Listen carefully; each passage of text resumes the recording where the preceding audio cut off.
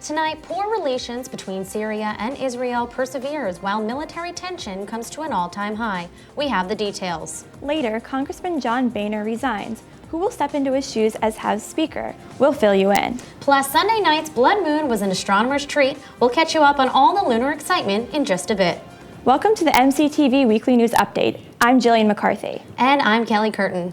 Israeli-Syrian tensions rise as Israel responds to a supposed Syrian attack. On Sunday, the Israel military says that it attacked 2 Syrian army outposts after rockets sent from Syria landed, but all throughout the Syria. Israel has answered back any of the fighting that enters the territories. The Republican House Speaker John Boehner announced Friday morning that he will resign from Congress. He will officially leave the House at the end of October. Boehner has been the Speaker for the Republican House for almost 6 years. Boehner has quoted saying his reason for resigning was because the prolonged leadership turmoil would do irreparable harm to the institution. He felt that he could not handle the responsibility, saying, "I'm a regular guy with a big job." Marcia Barnes is a North Carolina woman who transformed her school bus into a mobile financial literacy hub as of November 2014. In hopes to start a coaching financial business, Barnes offers seminars and group workshops that discuss different financial topics. With the help of an interior decorator, she created a workspace with comfortable seating and named the bus the Finance Bar, where clients can order off a menu of various services. Now it's time to find out about the strange weather we've been having. Here is Jamie Cornelia with your weekly highs and lows. Hi, I'm Jamie Cornelia here with this week's Highs and Lows report. Last night was the rare event of a total lunar eclipse of a supermoon. For those of you who aren't exactly sure what this terminology means, you're not alone. Yesterday's event was a combination of several things. The moon was full and at its closest point in its orbit to Earth, which makes it a supermoon. In addition, a lunar eclipse occurred, which is when the Earth lines up directly between the sun and the moon. This causes the moon to be cast completely in the shadow of the Earth. However, the sunlight reflecting off of our atmosphere, the moon was not dark but had a coppery red hue. The eclipse lasted for an hour and was quite the sight to see, despite the many clouds. Now let's look at this week's weather. Today we had a high of 79 degrees and a low of 62 degrees, which is a bit warmer than the average. The sunrise was at 6:50 a.m. and the sunset was at 6:45 p.m., which means we are sadly approaching daylight savings. Tuesday will also be warm with a high of 76 and a low of 62. The temperature is going to drop into the mid-60s and remain there for the rest of the week. There is a 60% chance of rain on Wednesday and a 40% chance of rain Saturday and Sunday. Hopefully the rain goes away because this weekend is Parents' Weekend and Marist has its sunny reputation to uphold. I'm Jamie Cornelia. Now back to you guys in the studio.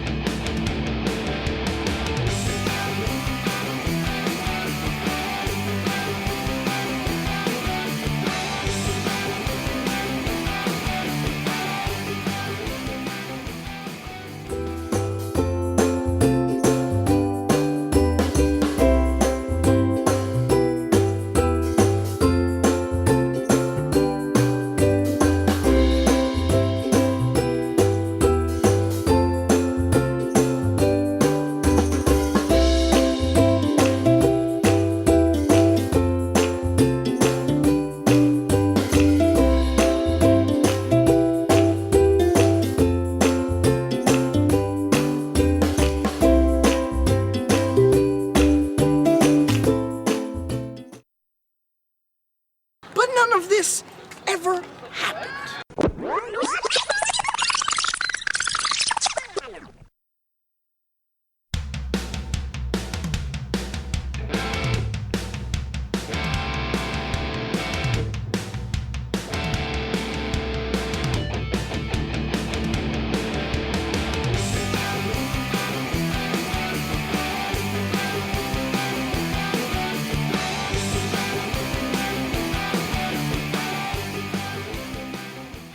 I'm Christos Petris, and I say drink responsibly.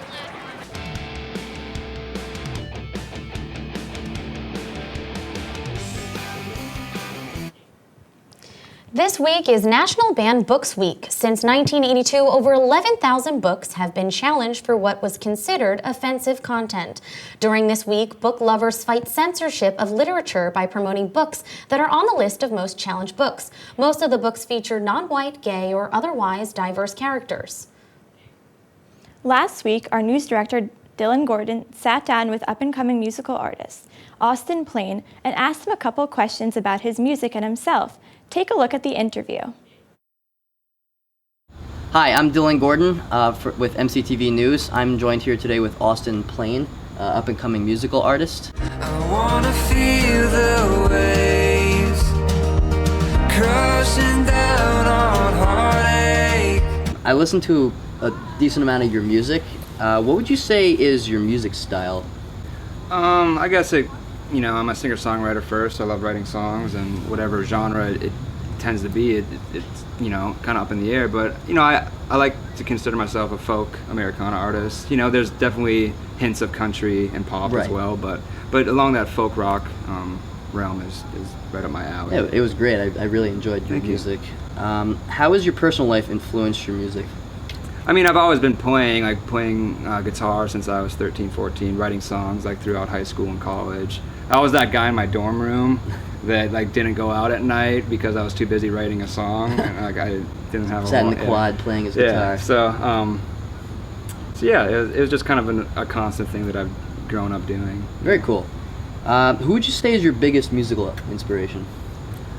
I mean, a lot of people. Probably if I had to say one, it'd be Bob Dylan, just because he's a great songwriter and he's from Minnesota. He's the guy that I looked up to. What's your favorite Bob Dylan song? Boots of Spanish Leather. That was the first song I ever heard from him. That's great. And that's the one song that made me want to write music. I love that one. So. I like Shelter from the Storm. It's great. Song. Yeah, his old stuff, his old, folk music is great. His music's awesome.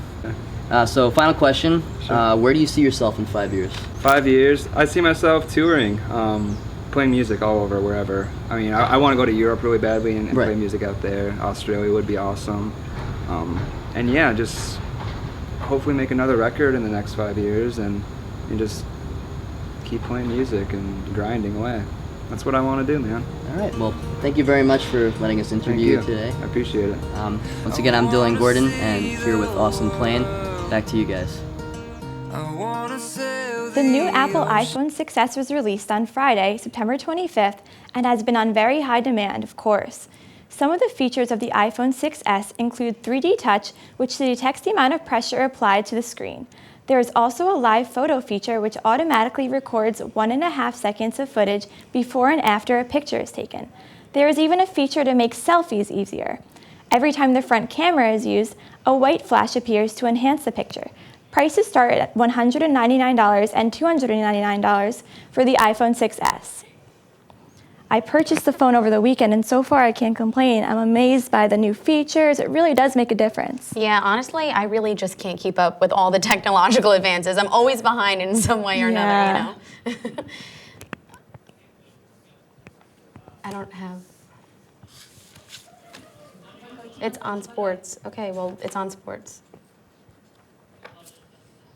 Thanks, guys. This weekend showed Mets fans why their postseason drought was worth the wait. I'm Ben Hayes, here to bring you this week's Sports Jam. The New York Mets have won the National League East pennant for the first time since 2006. And after 8 years of heartbreak, the Mets and Mets fans alike finally have reason to celebrate again. Knowing that they were just one win away from clinching the pennant, the Metropolitans got hot early and all but ended the game in the first inning, as first baseman Lucas Duda clobbered a grand slam into the right field bleachers, putting the Mets up 4-0. Matt Harvey took the mound for the last time until the playoffs and, despite his 180-inning pitch limit, hurled for 7 brilliant frames, leading the New York to a 10-2 victory over the Cincinnati Reds. While there may be euphoria throughout the city that never sleeps, the opposite can be said about our nation's capital, as the heavily favored Washington Nationals are going at each other's throats, literally. Due to the frustration of losing the NL East, newly acquired closer Jonathan Papelbon and superstar Bryce Harper got into an all-out brawl in the dugout at the end of their Sunday afternoon matchup with the last-place Phillies. One thing is for certain. As the Mets are seemingly going to only get better as their roster develops, the disappointment that is the Washington Nationals is going to need to adapt and most likely make some changes to their roster as well as their front office. In football news, Week 3 of the NFL concluded last night, but the biggest headline may have come from the game that was decided the earliest on Sunday afternoon. Tom Brady threw 2 touchdown passes to lead his undefeated New England Patriots to a 51-17 massacre of the Jacksonville Jaguars, and at the same time, launched himself even further into the record books. With his second quarter touchdown pass to wide receiver Danny Amendola, the reigning Super Bowl MVP is now one of just 4 players in NFL history to throw for 400 touchdowns, joining the likes of Brett Favre, Peyton Manning, and Dan Marino. This fact was unknown to Amendola, however, as the veteran absent-mindedly tossed the milestone football into the stands. Luckily for Brady, football or not, the number should stand. Well, that's all for this week. As always, I'm Ben Hayes. Back to you guys. A high school football player died this week after sustaining an on-field injury. 17-year-old Evan Murray from Washington, New Jersey, walked off the field Friday night feeling woozy. A short time later, he collapsed and was sent to the hospital. Murray passed away not long after. The cause of death is still unknown. Officials are currently investigating which tackle took the life of this extremely talented quarterback. The New York Jets and Governor Chris Christie were among the many who sent their condolences to the family and friends of Murray. And certainly our prayers are in their families. Sorry. I wanted to say something there. If monsters are keeping your child up at night, don't worry, this superhero dad from Vancouver Island created a monster spray for his daughter. The father asked local pharmacists to print labels and stickers reading "spray around bedroom at night before bedtime and repeat if needed." This so-called monster spray is strictly to be used to remove any creatures that might appear around bedtime and should only be used as directed. Have you ever heard the expression, "kill it with fire"? Well, a man in Michigan took this expression a little too far just to kill a simple little spider. While at a gas station, a Detroit motorist saw a spider sitting on his gas tank cover and attempted to kill it with his lighter. In doing so, he set his entire car on fire and almost burned down an entire gas station. The man was able to douse the flame with a fire extinguisher, and luckily no one was hurt. Well, I find this very interesting because I was always taught, fire and gasoline do not mix. Yeah. So I guess some people, do what they want to do, right? They'll do what they want, exactly.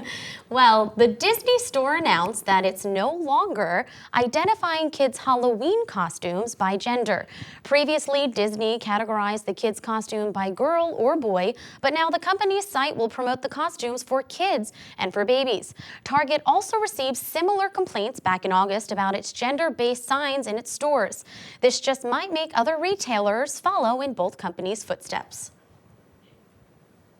Here's what's been going on in entertainment and around the Marist community. Here's Jake Hensler with your entertainment news, followed by What the Fox with Danny Horbiak. Hello, ladies and gentlemen, boys and girls. Danny Horbiak. I'm Jake Hensler, and I'll be giving you This Week in Entertainment. Because this is the entertainment segment, I'm going to have to bring up that spider on fire story again and how it resulted in bringing down a gas station. Because, God, sometimes I just love people. But let's get back on track and start with box office numbers, shall we?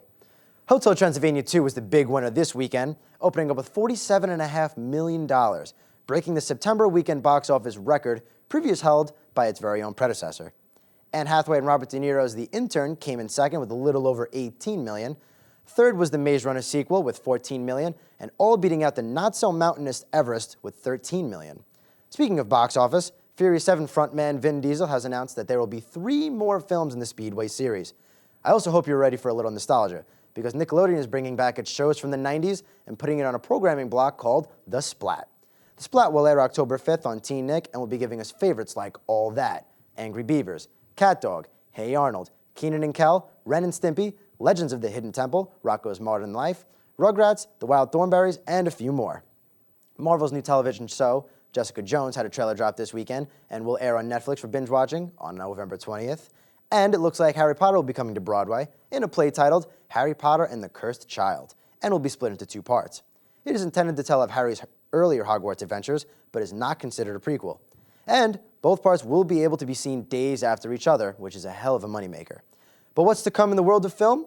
We're getting The Martian, Sicario, and a rated-R animated movie called Hell and Back. In terms of shows, we'll be getting The Walking Dead, Blacklist, Bones, American Horror Story, Fargo, Supergirl, and many more. I'm Jake Hensler, bringing you the less intense and drastic news of the world. Wow, thanks, Jake. I don't deserve an intro that nice. Hello, once again, I'm Danny Horbiak, your campus correspondent, and this is What the Fox. Today, I wanted to talk about a brand new invention that has been getting a lot of attention, with good reason too. I'm talking about the new hands-free Segway skateboard.